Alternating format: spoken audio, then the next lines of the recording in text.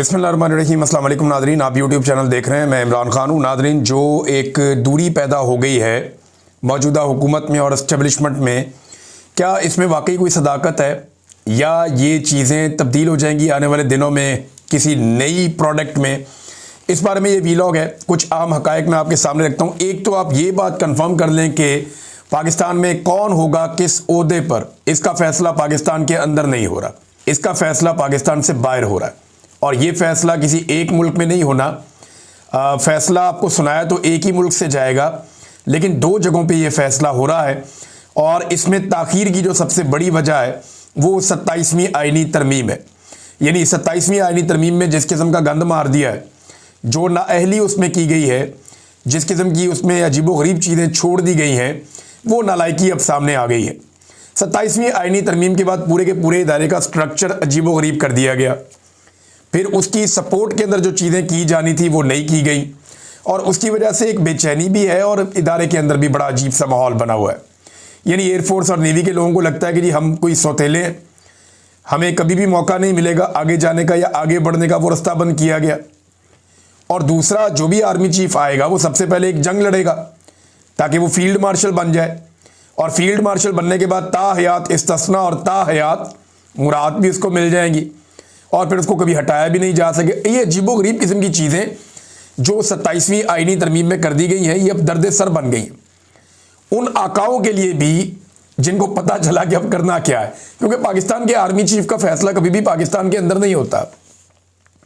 ये फैसला दीगर स्टेक होल्डर मिलकर करते हैं, जो बैरूनी आका हैं, जिनके पैसों से पाकिस्तान चलता है, या जो अपने पैसों से हमें वेंटिलेटर्स लगाते हैं। ये फैसला वहाँ पे भी होता है। अभी ये फैसला हो जाएगा कि किसको कहाँ लगाना है और किसको किस जगह पे बिठाना है और कौन कौन सी चीज़ों को ठीक करना है। तो जब ये फैसला हो जाएगा तो लिस्ट आ जाएगी, उसके मुताबिक फिर चीज़ें आगे बढ़ेंगी लोकल सतह के ऊपर कुछ चीज़ें तय होने के बाद।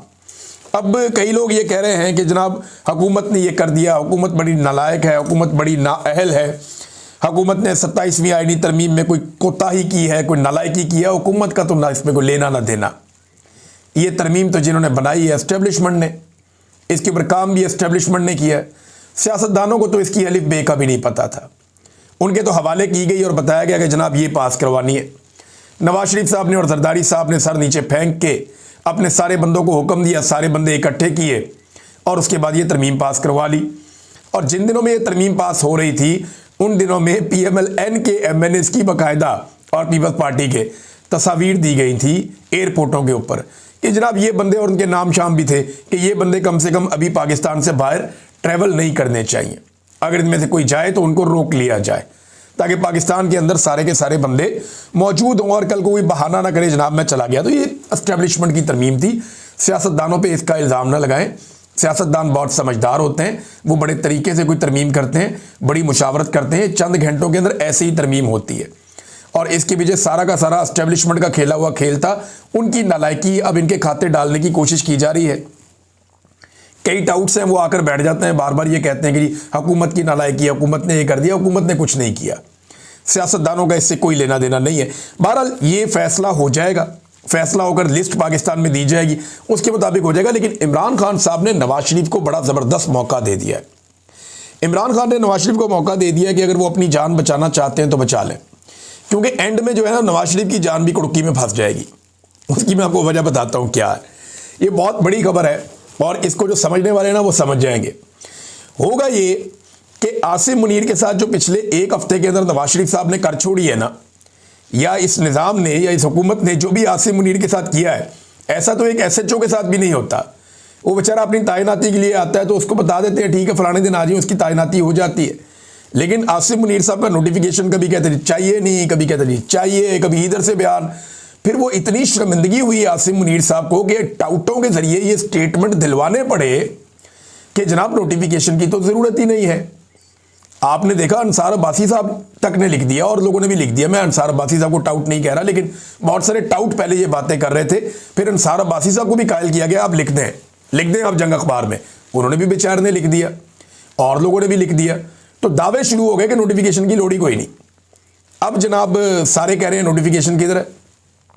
Faisal Vawda notification, Mohsin Naqvi notification, DGI SPR तो बिल्कुल मंजर से गायब है, वो तो कहीं नजर ही नहीं आ रहे। लेकिन नोटिफिकेशन तो चाहिए और शहबाज शरीफ साहब को नोटिफिकेशन करना पड़ेगा। नवाज शरीफ के पास मौका है कि अगर वो नया आर्मी चीफ लाना चाहे तो ले आए।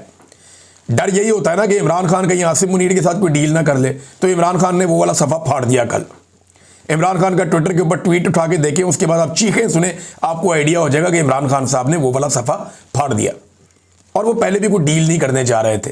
तो खातिर जमा रखे, आसिम मुनीर साहब किसी का कुछ नहीं बिगाड़ सकेंगे अगर उन्हें तैनाती ना मिली तो।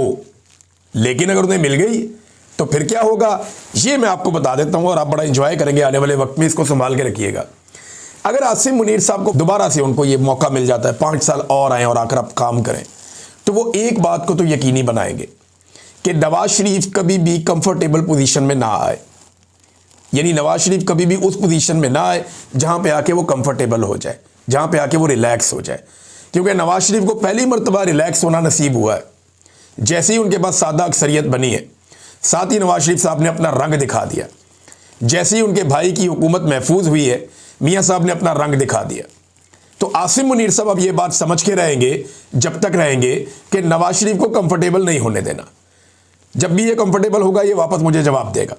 ये आसिम मुनीर साहब को भी अब लगेगा। तो एक अजीबोगरीब तरीके से इनका मामला आगे बढ़ेगा और आसिम मुनीर साहब अब उतने ताकतवर रहेंगे नहीं। अगर उन्हें अगले 5 साल मिल जाते हैं तो याद रखिएगा कि पहले 3 साल के अंदर आसिम मुनीर साहब जो ताकत इंजॉय कर रहे थे, इतने सारे इख्तियारात लेने के बावजूद वो ताकत दोबारा आसिम मुनीर साहब इंजॉय नहीं कर पाएंगे।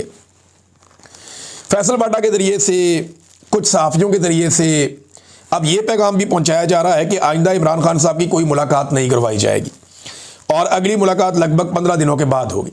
देखिए, इनको किसने बताया? क्या ये अदालत है? क्या ये जज हैं? क्या ये सुपरिटेंडेंट है? वो एक इनका बैठा हुआ था बंदा हसन, वो यूके के एक न्यूज़ चैनल को इंटरव्यू दे रहा था। वो अजीबोगरीब बातें कर रहा था। वो कहते जी इमरान खान क्योंकि तालिबान का दोस्त है इसलिए हम उसकी मुलाकातें नहीं करवाते, वो दहशतगर्दी करवा रहा है। कभी कोई स्टेटमेंट, कभी कोई स्टेटमेंट, मेरी तो समझ से बाहर है। यानी कभी ये कहते हैं इमरान खान यहूदियों का एजेंट है, कभी कहते हैं तालिबान का एजेंट है, कभी ये कहते हैं इमरान खान की मुलाकात जो है वो हम नहीं करवा रहे, कभी कहते हैं सुपरिटेंडेंट ऑफ जेल की मर्जी है वो नहीं करवा रहा। वजीर आज़म इनका कहता है जनाब पूछ के बताऊंगा। तो जब आप झूठ बोल रहे हो ना और लगातार झूठ बोल रहे हो, आपकी सारी इमारत ही झूठ पे खड़ी हुई हो, तो फिर आपके पास कोई बयानिया नहीं होता। लिहाजा उस वक्त मुंह बंद करके बैठना चाहिए। खास तौर पे ऐसे चैनल्स को इंटरव्यू नहीं देना चाहिए जो आपको बार बार ये पूछें कि जनाब आपसे सवाल कोई और कर रहे हैं, आप जवाब कोई और दे रहे हैं। वहाँ पे बड़ी टका के बेइज्जती की है वो खातून एंकर ने। उन्होंने कहा जी आपने इतना कुछ कह दिया लेकिन मेरे सवाल का जवाब आपने नहीं दिया कि इमरान खान साहब के जो बुनियादी हुकूक है वो क्यों मुतासर किए जा रहे हैं और क्यों मुलाकात नहीं होने दी जा रही। 2 सर्वेज बड़े मज़ेदार हुए हैं पाकिस्तान में नादरी। एक साबिर शाकिर साहब ने करवाया और एक करवाया रिजवान गलज़ई साहब ने। इन 2 सर्वेज के अंदर सवालात बड़े इंपॉर्टेंट थे। साबिर शाकिर साहब ने पूछा कि फील्ड मार्शल आसिम मुनीर को आना चाहिए या नया आर्मी चीफ आना चाहिए। तो बहुत लोगों ने उस पर वोट डाले और मैं हैरान हो गया कि 90% से ज़्यादा लोग ये कह रहे हैं कि नया आर्मी चीफ आना चाहिए। आसिम मुनीर साहब के साथ वो नहीं जाना चाहते। और रिजवान गलज़ई साहब ने एक सर्वे करवाया जो इससे भी ज़्यादा इंटरेस्टिंग है। उन्होंने कहा जी कि इस सूरत में कि मौजूदा हुकूमत की और एस्टेब्लिशमेंट की लड़ाई हो जाए, मिलिट्री एस्टेब्लिशमेंट की, तो आप किसके साथ खड़े होंगे? तो आपको फिर हैरत होगी कि ज़्यादा लोग ये कह रहे हैं कि वो हुकूमत के साथ खड़े हो जाएंगे। एस्टेब्लिशमेंट की ऐसी सत्यानाश मंजी ठुक गई है कि अवाम ये कह रही है कि जनाब हम खड़े हो जाएंगे जाके हुकूमत के साथ, हम एस्टेब्लिशमेंट के साथ नहीं खड़े होंगे। ज़्यादा लोगों ने ये ओपिनियन दी है। मैं हैरान हो रहा था कि एस्टेब्लिशमेंट की इतनी पतली हालत हो गई है कि लोग जाकर जिनके ऊपर चोरों और डाकुओं के टैग लगाए गए उनके साथ कहते हैं हम खड़े हो जाएंगे, लेकिन एस्टेब्लिशमेंट के साथ हम खड़े नहीं होंगे। तो नवाज शरीफ साहब के साथ ये एक मौका उनके पास मौजूद है। अगर वो इससे फ़ायदा उठाना चाहे, ना उठाएंगे तो मियाँ साहब देखेंगे कुछ अरसे के बाद कि उनके साथ होगा क्या। क्योंकि मियाँ साहब को अब कभी भी कंफर्टेबल नहीं होने दिया जाएगा। जिस किस्म का काम उन्होंने दिखा दिया और अब वो बेचारे सारे यकीन दिलाते फिरते हैं कि नहीं नहीं मियाँ साहब का ये मतलब नहीं था, मियाँ साहब का वो मतलब नहीं था। ना तो रोटी को चोची हम कहते हैं, ना पाकिस्तानी अवाम कहती है। और पाकिस्तान की एस्टेब्लिशमेंट तो बहुत ही सियानी है, वो तो बिल्कुल ही रोटी को चोची नहीं कहते। फैसल बाटा ने जो धमकी लगाई थी उसका जवाब भी आ गया। जवाब जनाब उसका दिया है पाकिस्तान तहरीक इंसाफ ने। बड़ा टिका कर, नाम तो नहीं लिया लेकिन बड़े सख्त अल्फाज उन्होंने बोले। तहरीक इंसाफ ने कहा जी पाकिस्तान की आवाम ने बेनामी जायदादें सुनी हैं, बेनामी बैंक अकाउंट सुने हैं, बेनामी लेन देन भी बहुत देखे हैं, मगर मुल्क के सियासी कबाड़ खाने से पिछले कुछ बरस से एक नया तमाशा भी निकला है। एक बेनामी सेनेटर, ये वही शख्स है जो हर वक्त फटे हुए माइक की तरह मुसलसल शोर मचाता है और जिसकी पूरी सियासत सिर्फ गैर मुहज़्ज़ब ज़बान, धमकियों और बाजारी जुमलों पर खड़ी है। इस बेनामी सेनेटर ने जो रकीक, घटिया और लुच्चड़ ज़बान इस्तेमाल की है, वो इसके अपने ज़हनी मेयार और गैर सियासी होने का मुंह बोलता सबूत है। कल तक यही शख्स इमरान खान के कदमों में बैठकर उनको अपना वालिद जैसा करार देता था, बिल्कुल देता था, सियासी साया तलाश करता था, और आज अपनी सियासी यतीमी छुपाने के लिए उसी इमरान खान और उनकी फैमिली पर हमला आवर है। लेकिन ये बहुत सारी चीज़ें और बहुत कुछ लिखा हुआ है कि इमरान खान साहब बड़े डटे हुए हैं, लेकिन ऐसे शख्स के बारे में या उसकी जानिब से ऐसी की तैसी कहना किसी सियासी जमात या ख़ानदान के खिलाफ नहीं, बल्कि बराह रास्त अदालत आलिया के हुक्म की तौहीन है। पहले भी यही बेनामी कबाड़ी सेनेटर सुप्रीम कोर्ट में हाथ जोड़कर माफ़ी मांग चुका है।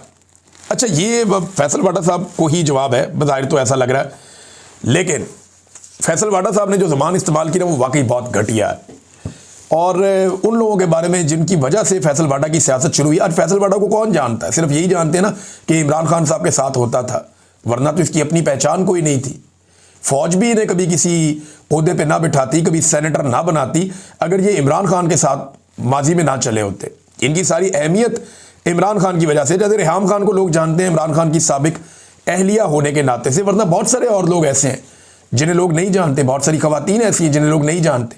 तो फैसल वाडा हो गया, ओन चौधरी हो गया, बहुत सारे और लोग हो गए, इनकी पहचान इमरान खान की वजह से, इनकी अपनी ज़ाती कोई पहचान नहीं है। ये लोग हमेशा, ये जहाँ मर्जी चले जाएं, ये इमरान खान की वजह से ही हमेशा पहचाने जाएंगे।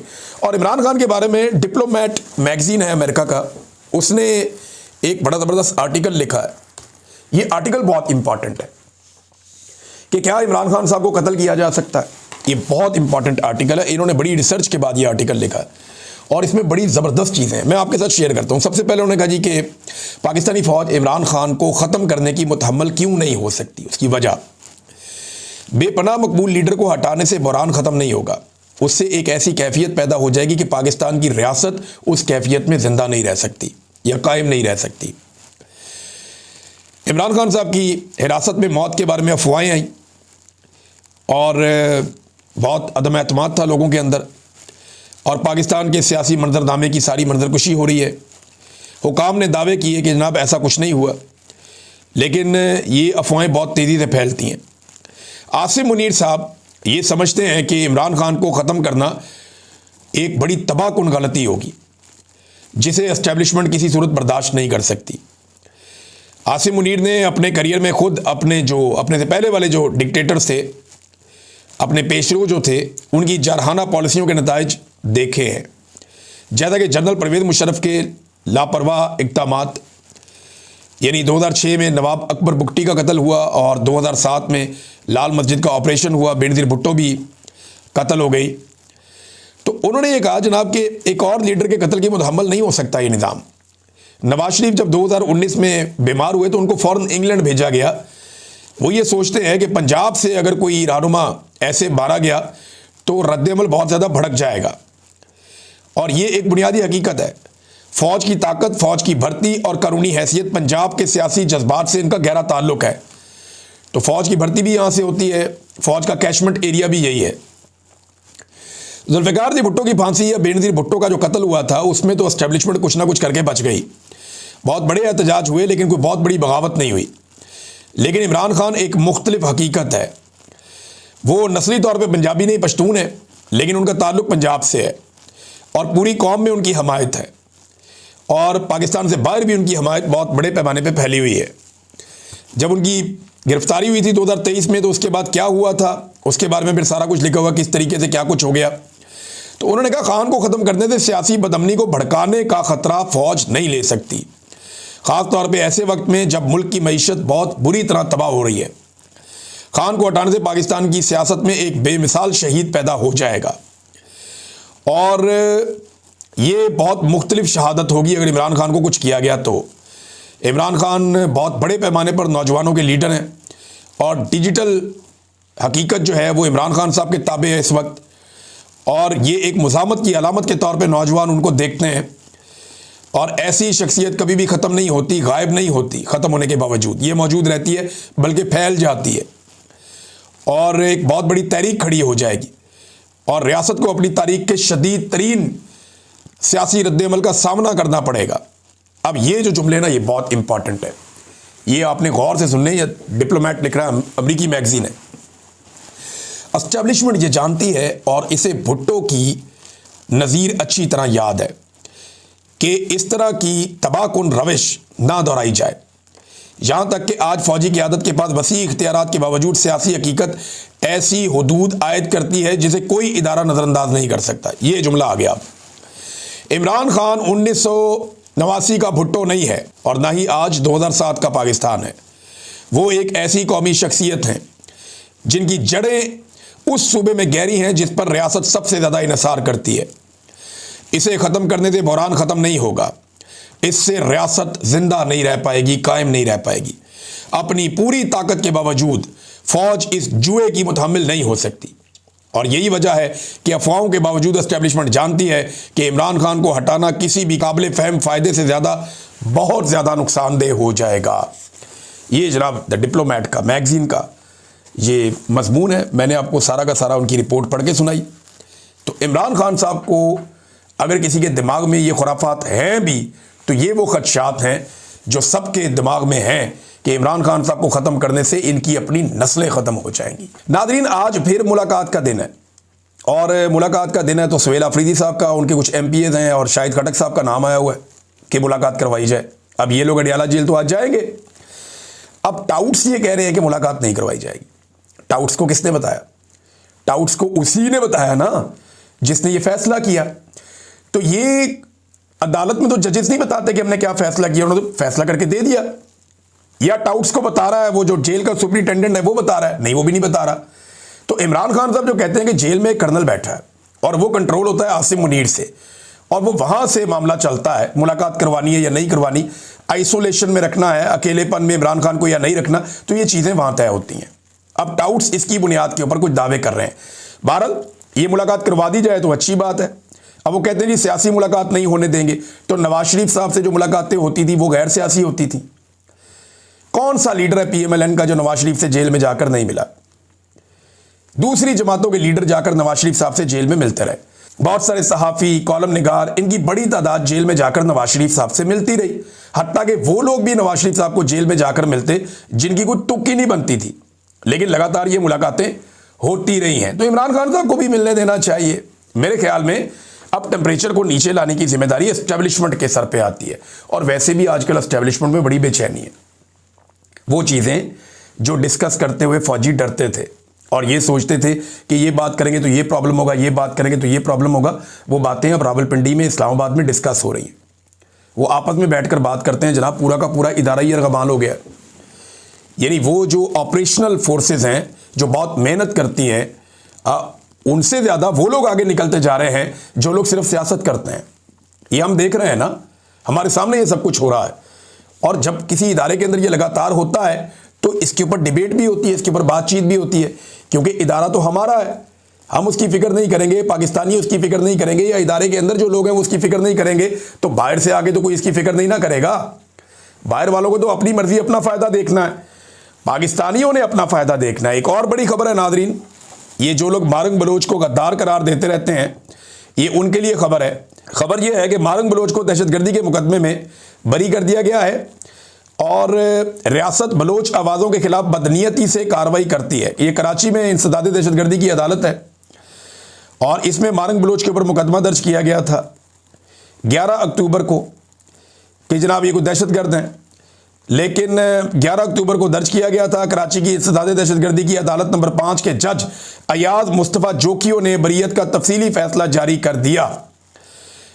FIR में इल्ज़ाम लगाया गया था कि मारंग बलोच मुख्तलिफ दहशतगर्द तंजीमों से वाबस्ता है, उनकी सरगर्मियों को फ़रोग देती हैं, नौजवानों को गुमराह करती हैं, रियासत के खिलाफ दुश्मनी को बढ़ावा देती हैं और कौमी मफाद के खिलाफ काम करती हैं।